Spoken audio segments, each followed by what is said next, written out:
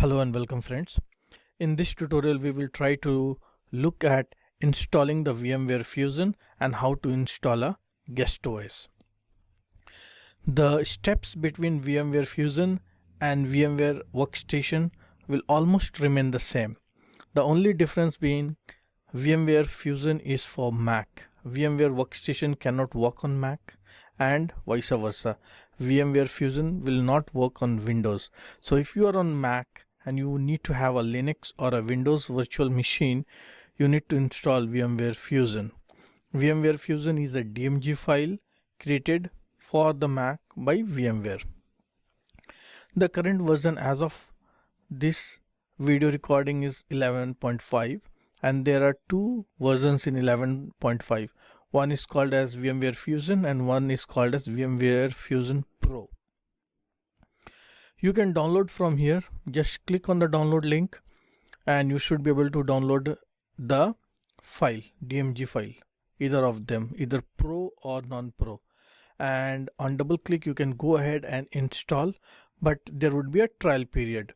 It's a paid software, mind it, it's not free like VirtualBox, and there will be a 30 days trial period. You have to create an account on VMware site, and after 30 days when it expires you have to buy the license. License would be around $120. I don't know the exact price as of now. I already have it installed for me. If you want to know the difference between VMware Fusion and just VMware Fusion Professional, there's a link here. You can just do a DuckDuckGo in the search engine, search and see some of the differences. The basic difference between Pro and non-Pro is that VMware Professional will support more hardware resources. Like if you have 64 GB of guest machines, it can support 64 GB of guest machines, CPU resources and those kind of things. Also there is one difference, that important difference is if you are running VMware Fusion Professional, then using that Professional you would be able to connect to one of the guest machines which is hosting ESXi, and mind it, ESXi is a type 1 hypervisor. Whatever we are looking is a desktop environment, and in the desktop environment we are using type 2 hypervisor. So sitting on the type 2 hypervisor, you are able to access just the access, not the creation. You are able to access the VMs which are hosted in type 1 hypervisor. This is needed sometimes. Let's suppose you are a DevOps. DevOps is experimenting on his local machine, on his local laptop, some of the virtual stuff. He creates a VM, does some experiment, and now he is ready to do a deployment in the actual hardware of ESXi server, which is type 1. Then he will have to use VMware vSphere or a UI to log in either to the console or to log in to the ESXi server main console. Once you log in, then that would be a hassle because you have to use a separate mechanism to log in and to look into your VMs. Using VMware Fusion Professional, you should be able to do that without opening the UI. So from the Professional itself, you give the address of the server and you can connect to the ESXi server. So that is the advantage. Otherwise it remains the same. For a normal lab student who wants to host a Linux machine on his MacBook or maybe on any other Windows, provided you're using VMware Workstation, it would not matter much. Okay, so once you open this file, the installations would be just a couple of clicks. That would be fairly simple, self-explanatory. I don't want to go into that details. So let's quickly go ahead and see how the VMs are created.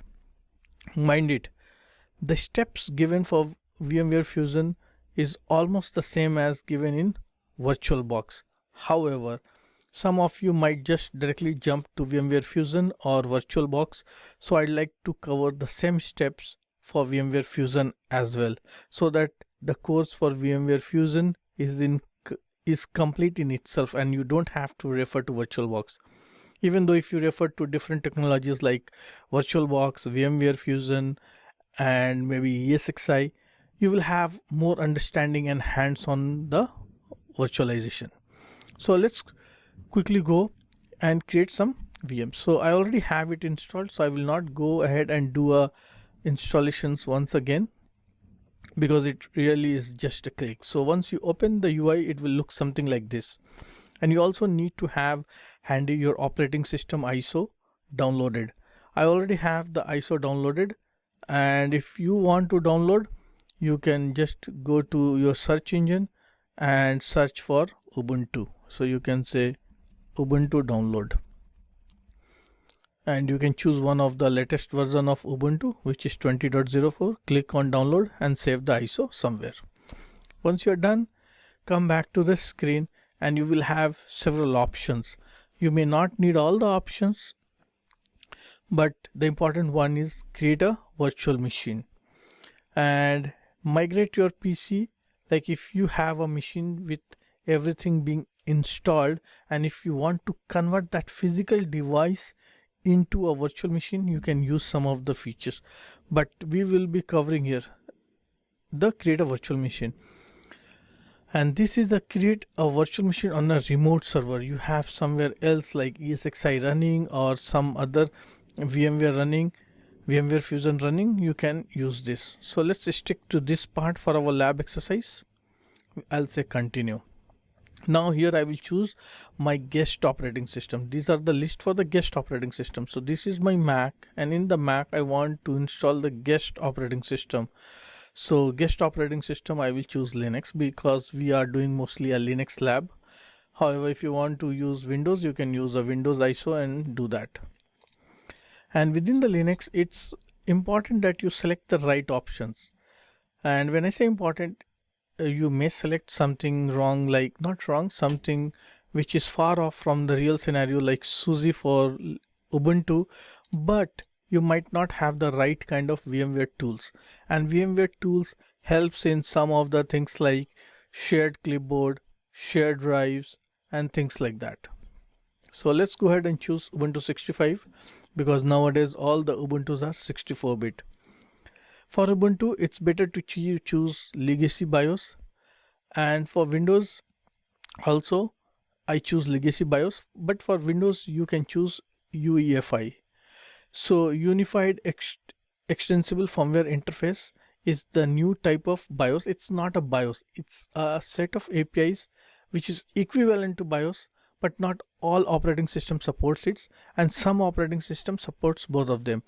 But if you use the Legacy BIOS, you will have the maximum compatibility. So I'll choose that. Now here it will say if you want to create a new virtual disk or you want to use an existing virtual disk. Let's suppose you have created a virtual machine in the past. So there will be a disk attached to that virtual machine, attached or associated. Now if you want that old disk to be used, then you can use this part. Otherwise, if you are starting freshly, you can say create a new virtual disk. Okay, so I'll say create a new virtual disk, continue. And here I will say customize settings. In the customize settings, it will ask you where do you want to keep all your virtual machines. So you can choose any folder. So I'll choose my desktop, and it will ask you for the permissions. Mac OS Catalina asks for a lot of permissions like this because of security concerns. So you can just give the required permissions, name it. Now once you do this, you have to do a couple of configurations. So let's go ahead with the processor and memory. So I have 4 cores in my system, so I can dedicate half of the cores for my one virtual machine because I have one. Now you should not give more virtual machines than what is present in the host. In fact, it will not allow you, but I can give 4 virtual machines, and that will also be a problem. The reason being, if all the 4 cores of my CPU goes to the virtual machine, my host machine, which is a Mac, will not have much resources left to process. So I'll choose two processors. If I have 2 of these virtual machines, 2 of these guest virtual machines, then I'll give 1 processor each. So the guest machine will utilize 2 processors, and 2 processors would be left for my Mac. But since I have 1 virtual machine, so I can go ahead and leave 2 cores. You can slide and give how much memory you want. For Linux, typically I would recommend 4 GB if you can accommodate. Otherwise, it can run in 2 GB of memory. That's not a problem. Now you click on expand in advanced options. You have a couple of more options. The important one being enable hypervisor applications in this virtual machine. This option is VTX and EPT. What this does is, if you want to have a nested virtualizations, what I meant by nested virtualization is you have this virtual machine. Inside this you want to have one more virtual machines, like inside this Linux you want to have a Windows machine, not in parallel but inside this virtual machine. Then you need to have enablement in the BIOS. Here the BIOS for this is the virtual BIOS provided by VMware Fusion. So you need to enable in the BIOS the VTX options. That's what it is needed for. If we are not using nested virtual machines, we can keep this off. However, if you want nested virtualization, it's important that you have to turn this on, otherwise it will not work. Okay, so I'll leave it off for now. So we have given the processor, we have given the memory. In the display, if you want to have accelerated 3D graphics, you can give that. This may not be available, and this may not be available for all platforms. Like Retina display is not available for your for workstation, and these options may not be visible there. But if it is there, you can give it accelerated graphics, and it will take some 768 MB of memory out of 4 GB of memory for this graphics. If you want, you can reduce this also. So there will be a separate dedicated graphics memory. It's not dedicated, it's shared, but it can go up to this much. So out of 4 GB, 768 MB might go to your graphics, and then 3.3 GB would be left for your guest machine.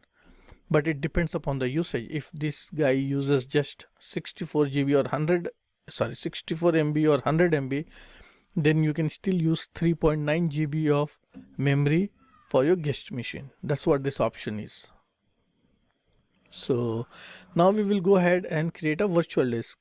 So there needs to be a disk attached or created in order for the virtual machines to run, because disk is the one where all the data and your virtual machines installation files would be stored. Typically I give 50 GB for Ubuntu. If you are doing dev work, you can live with even 20 to 30 GB. It depends how much software you are installing, and it may happen that if you give less size, you might have to do some work to expand it later on, which would be a little tricky and difficult if you are not fully aware of the system side. So however, on the safer side, I give usually 50 GB. There are options like split into multiple files and pre-allocate disk space.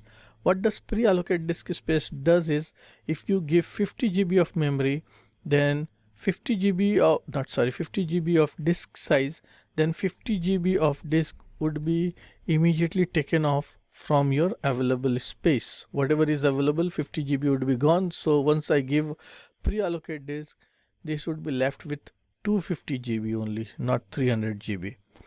So I will not give pre-allocate.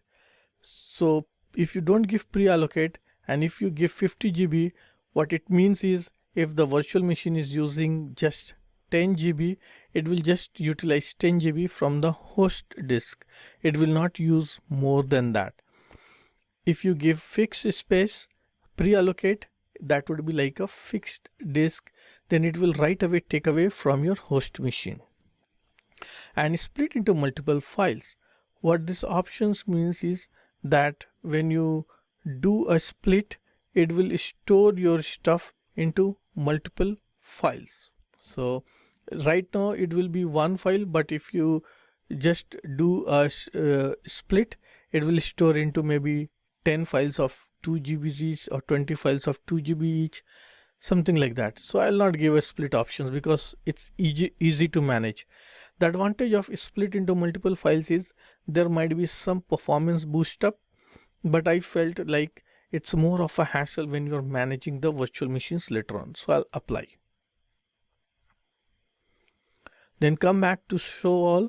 So we have given the disk, memory, CPU, and then you have to point to the ISO. You have to say connect CD-ROM drive. So there is no CD-ROM, actually it's a virtual CD-ROM, and using the ISO, what it will do is it will point to the ISO as a virtual CD-ROM.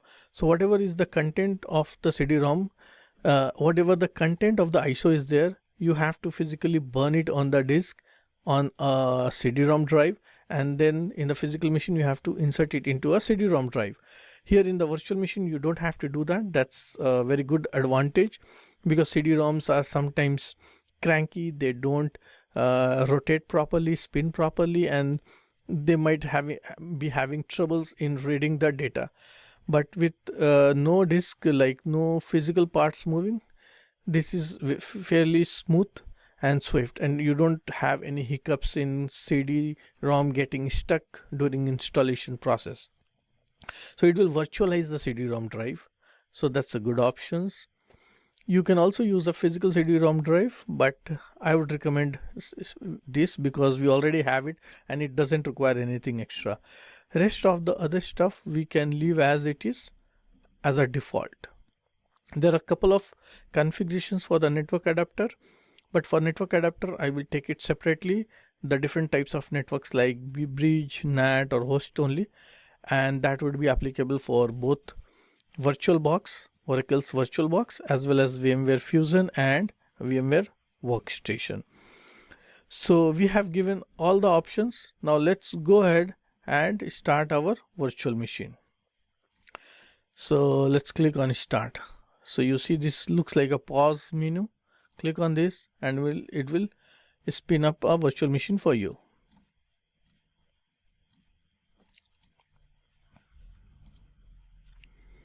So wait for a couple of minutes. It's just reading from the ISO. It will boot up, and here you go with the Ubuntu installation screen.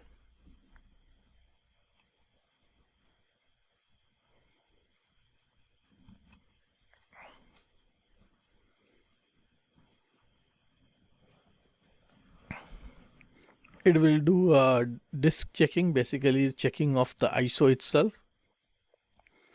That should be relatively fast. It will not take too much time.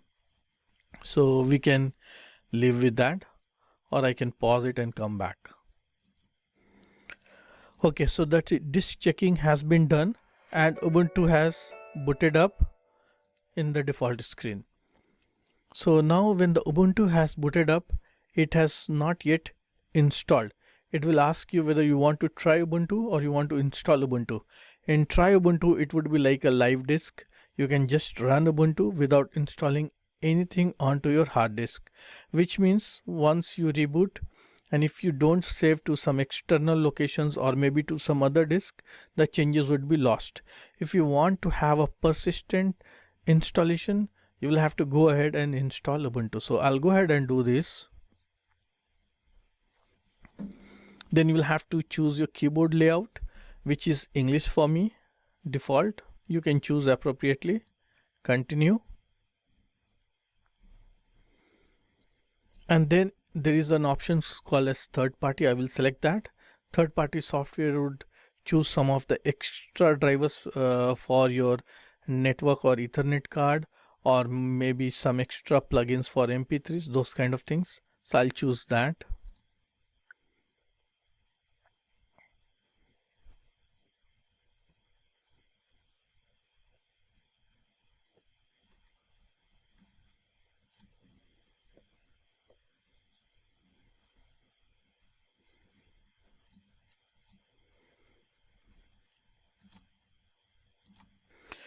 So here it will ask me whether you want to erase the disk and install Ubuntu entirely, or you want to do something else. I usually do something else because I can partition in exactly whichever way I want. So it will be full in my control. So I'll choose something else. Then select on continue. Select the disk. This is the disk you have given 50 GB, 53.7 GB. That's because of 1024 and 1000 bytes conversion between the GBs to KBs and KBs to bytes. So I'll say new partition table, continue. There will be a free space. Now in the free space, I usually give a swap space.